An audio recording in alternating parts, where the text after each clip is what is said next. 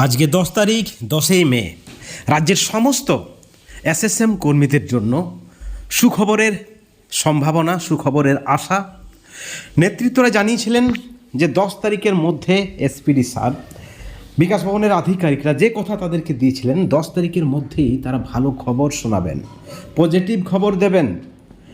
আসলে পার্শ্ব শিক্ষক এসএসকে এমএসকে শিক্ষাবন্ধু সহ সমগ্র শিক্ষা মিশনের সমস্ত কর্মীদের বঞ্চনার অবসানের কথা শোনাবেন। এবং কি খবর রয়েছে আজকে বিকাশ ভবন থেকে বন্ধুগণ, আপনাদের প্রত্যেককে অনুরোধ করব আপনারা পুরো ভিডিওটি শেষ পর্যন্ত দেখবেন। নেতৃত্বরা বিকাশ ভবনের উদ্দেশ্যে এবং সেখান থেকে কি বার্তা দিচ্ছেন নেতৃত্বরা আমাদের অপেক্ষা রয়েছে। তার আগেই আপনাদেরকে জানিয়ে রাখি, আমাদের সূত্র মারফত যে খবর রয়েছে সরাসরি বিকাশ ভবন থেকে, বিকাশ ভবন তাদের কথা রেখেছে, তাদের কথা মতো তারা কিন্তু ফাইল মুভমেন্ট করেছেন শিক্ষামন্ত্রী দপ্তর থেকে মুখ্যমন্ত্রীর দপ্তরে। এবং বিশেষ কিছু কারণে জরুরি অবস্থা রয়েছে, আপনারা সকলে জানেন, যুদ্ধকালীন যুদ্ধ চলছে ভারত পাকিস্তান বা অন্যান্য কোনো কারণও হতে পারে, মুখ্যমন্ত্রীর দপ্তরে ফাইল রয়েছে।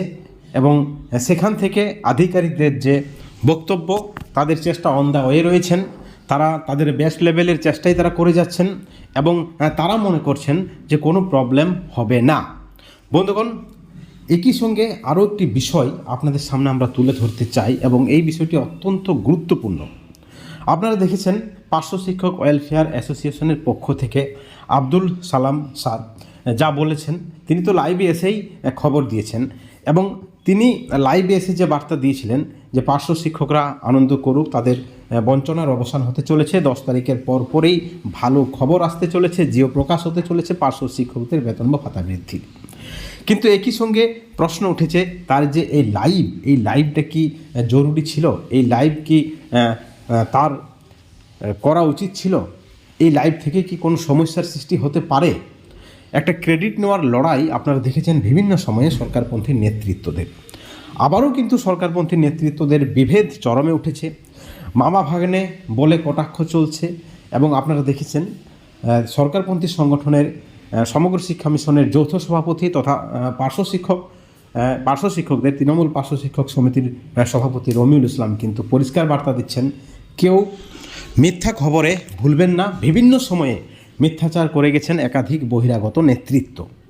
একই সঙ্গে রমিউল ইসলাম বলেছেন 2012 সালে পেমেন্ট উইথ পে স্কেল সহ 2014 সালে সমকাজী সমবেতনের মামলা করা হয়েছিল, তখনও কিন্তু তারিখ দিয়েছিলেন নেতৃত্বরা। মামলার মাধ্যমে, হাইকোর্টের মাধ্যমে, আইনি ব্যবস্থার মাধ্যমে, রাস্তার লড়াইয়ের মাধ্যমে সকলে একত্রিতভাবে একজোটভাবে কিন্তু দাবি আদায় করে আনবে, কিন্তু সেই দাবি পূরণ কিন্তু হয়নি। পার্শ্ব শিক্ষকরা 1 টাকাও বেতন বা ভাতা বাড়াতে পারেনি, সমকাজে সমবেতন পায়নি। অর্থাৎ রমিউল ইসলাম পরিষ্কার বলতে চেয়েছেন যে তিনি কোনোদিন মিথ্যাচার করেননি, তিনি কোনোদিন বাড়িয়ে বলেননি, যতক্ষণ না পর্যন্ত শিওর খবর থাকছে তিনি কিছুই বলবেন না। এবং সেই সঙ্গে তিনি আরও পরিষ্কারভাবে জানিয়ে দিয়েছেন যে এই মুহূর্তে অর্থাৎ 10 তারিখ পর্যন্ত পার্শ্ব শিক্ষকদের, এসএসকে এমএসকেদের, শিক্ষাবন্ধুদের অর্থাৎ সমগ্র শিক্ষা মিশনের বেতন বা ভাতা বৃদ্ধির কোনো খবর নেই, এই মুহূর্তে তিনি কিন্তু দাবি করেছিলেন। কিন্তু আমরা যদি দেখি তার কয়েকটা দিন আগে বিকাশ ভবনে শিক্ষামন্ত্রীর সঙ্গে আলোচনা করার পর তারা এবং তার সংগঠন, তার কমিটি বাইরে বেরিয়ে এসে বলেছিলেন যে সব কিছুই ঠিকঠাক রয়েছে, অত্যন্ত ভালো খবর, আলোচনা সদর্থক হয়েছে, কিছুটা দিন তাদেরকে সময় দিতে হবে। এই বক্তব্যটা কিন্তু খোদ রমিউল ইসলামের ছিল। এবং তারপরে যখন সকলেই বলছেন যে একটা ভালো খবরের সম্ভাবনা থাকছে 10 তারিখের পরেই, শুধু আব্দুল সালাম নয়, আপনারা দেখেছেন আমরা বঞ্চিত ফোরামের পক্ষ থেকে সমস্ত ধরনের নেতৃত্বরাই কিন্তু উপস্থিত ছিলেন। আপনারা দেখেছেন মনোরঞ্জন মণ্ডল থেকে শুরু করে সাইম আক্তার থেকে শুরু করে সঞ্জয় ঘোষ সকলেই কিন্তু প্রাথমিক যে তারা আপডেট দিয়েছিলেন বিকাশ ভবন থেকে যে মাত্র 7টা দিন সময় নেওয়া হয়েছে, তার পরবর্তীতে যে আপডেট তারা দিয়েছিলেন তাদেরকে কম্পিউটার খুলে দেখিয়েছেন এসপিডি স্যার, আধিকারিকরা তাদের বেতন বৃদ্ধির ফাইল রেডি রয়েছে এবং সেখান থেকে শিক্ষামন্ত্রীর কাছে, শিক্ষামন্ত্রীর সিগনেচারের পরেই, সিলমোহরের পরেই তা পাঠানো হবে মুখ্যমন্ত্রীর দপ্তরে এবং তারা নিজ প্রচেষ্টাই কিন্তু সেই ফাইল তারা পাস করিয়ে নিয়ে আসবেন। কারণ এই যে দাবি পার্শ্ব শিক্ষকদের, সমগ্র শিক্ষা মিশনের আন্ডারে যে সকল কর্মীরা রয়েছেন তাদের এই দাবিটা কিন্তু ন্যায্য দাবি তারা মনে করেছেন, এসপিডি স্যার মনে করেছেন, অর্থাৎ এই দাবিটা পূরণ হবে সেই বিষয়ে তারা নিশ্চিত। এবং তাদের যে সর্বোচ্চ সময়সীমা তারা নিয়েছিলেন, অর্থাৎ আধিকারিকরা নিয়েছিলেন, সেটা হচ্ছে আজকে 10ই মে পর্যন্ত। এবং আজকে নেতৃত্বদের পক্ষ থেকে যে আপডেট, সেই আপডেটের অপেক্ষায় রয়েছি। কিন্তু তার আগেই আমরা যে খবর পেয়েছি, কাজ চলছে, তারা তাদের কথা রেখেছেন, তারা যেমনভাবে বলেছিলেন সেইভাবেই তারা ফাইল এগিয়ে নিয়ে গিয়েছে। কিন্তু যদিও এই মুহূর্তে যে খবর উঠে আসছে যে আরও কিছুটা দিন সময় লাগতে পারে বলেই জানানো হচ্ছে আধিকারিকদের পক্ষ থেকে। এখন দেখার বিষয় যে নেতৃত্বদের কী বার্তা দিচ্ছেন আধিকারিকরা, কারণ তাদের সঙ্গে যে ডিল ছিল বা তাদের সঙ্গে যে কমিটমেন্ট ছিল নেতৃত্বদের সঙ্গে, 10 তারিখ তারা সর্বোচ্চ সময়সীমা নিয়েছিলেন। এবং সেই সর্বোচ্চ সময়সীমা নেওয়ার পরিপ্রেক্ষিতে যে কমিটমেন্ট আধিকারিকদের নেতৃত্বদেরকে দিয়েছিলেন, আমরা বঞ্চিত ফোরামের নেতৃত্বদের সকল শ্রেণীর নেতৃত্বরাই কিন্তু উপস্থিত আপনারা দেখেছেন আমরা বঞ্চিত ফোরামে।